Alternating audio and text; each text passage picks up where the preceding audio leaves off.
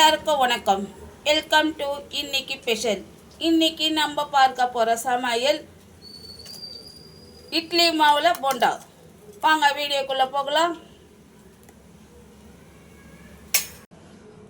இட்லி மாவு 2 கரண்டி போட்டுக்கலாம்.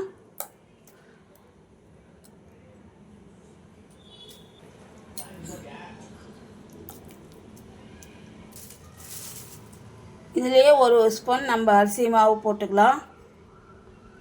2 வெங்காயம் பொடிசு அரிஞ்சு இதிலே போட்டுக்காங்க.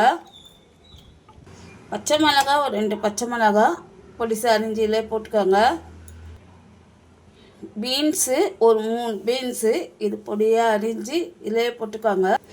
கேரட்டு சின்னதாக ஒரே சின்ன கேரட்டு சின்னதாக பொடிசு அரிஞ்சு இதில் போட்டுக்காங்க. புதினா கொஞ்சம் போட்டுக்கோங்க. கொத்தமல்லி கொஞ்சம் போட்டுக்கோங்க. உப்பு 1/4 ஸ்பூன் போட்டுக்கோங்க. வெறும் மிளகாத்தூள் ஒரு 1/2 ஸ்பூன் போட்டுக்கோங்க. இஞ்சி பூண்டு பேஸ்ட்டு 1 ஸ்பூன் போட்டுக்கோங்க. ஒரு 1/4 ஸ்பூன் ஆப்ப சோடா போட்டு தண்ணி ஊற்றாமல் இதிலே எல்லாத்தையும் அப்படியே மிக்ஸ் பண்ணிக்கோங்க. இங்கே பாருங்க, நம்ம தண்ணி ஊற்றாமல் இந்த அளவுக்கு போதும். நம்ம சாயங்கால டைமில் பசங்க டீ குடிக்கிற டைமில் இதை இந்த ஸ்நாக்ஸ் செய்யலாம், போண்டா செய்திடலாங்க. இட்லி மாவு நம்ம வீட்டில் எப்பயுமே இருக்கும். அதாங்க எண்ணெய் காஞ்சிருச்சு. கடாயில் ஊற்றி எண்ணெய் நம்ம காய வச்சுருக்கோம். தண்ணி தொட்டு கொஞ்சம் கொஞ்சமாக அப்படியே போட்ட உடனே திருப்பாதீங்க. கொஞ்ச நேரம் கழுவி போட்டு திருப்புங்க.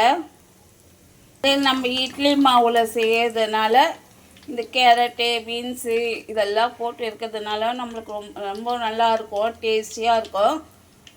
நம்ம டக்குன்னு செய்து சாப்பிட்லாம். இங்கே பாருங்க, அவ்வளோதான். இது எல்லாமே நம்ம போட்டு எடுத்துக்கலாம். இந்த மாதிரி ப்ரௌன் கலரில் வந்த உடனே எடுத்துடுங்க. இது உங்கள் வீட்டில் நீங்களும் செய்து பாருங்கள். உங்களுக்கு பிடிச்சிருந்தா லைக் பண்ணுங்கள், ஷேர் பண்ணுங்கள், சப்ஸ்கிரைப் பண்ணுங்கள். தேங்க்யூ.